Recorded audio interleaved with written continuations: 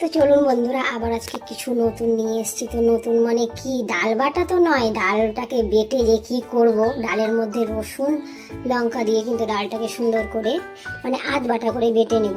আর তার মধ্যে দিয়ে দিলাম একটু সামান্য খাবার সোডা, আর দিয়েছিলাম লবণ, দিয়ে তারপরে সুন্দর করে মেখে নেব। তারপরে দিয়ে দেবো অল্প একটু পেঁয়াজ কেটে, কুচি কুচি করে পেঁয়াজ কেটে দিয়ে দেবো। তার মধ্যে কিন্তু অল্প একটু দিয়ে দেবো বেসন।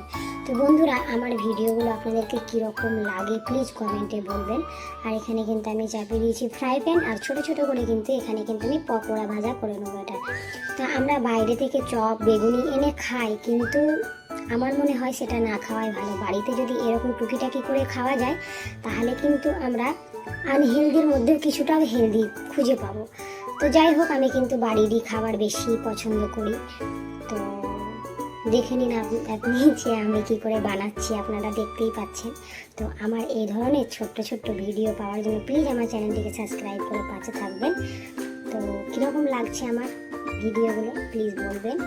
তো যাই হোক, এখানে বড়া ভাজাও হয়ে গেছে, আর এখানে আমি কিন্তু পান্তা ভাত নিয়ে নিচ্ছি। আজকে কিন্তু শান্তি করে খাবো বন্ধুরা। তো দেখুন, এখানে নিয়ে নিয়েছি আমি কাঁচা লঙ্কা আর তেল আর লবণ।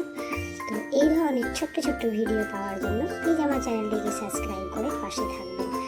তো কীরকম লাগলো আমার ভিডিওটা, এখানে সমস্ত কিছুই দেওয়া হয়েছে। টাটা বাই বাই, আবার দেখা হচ্ছে একটি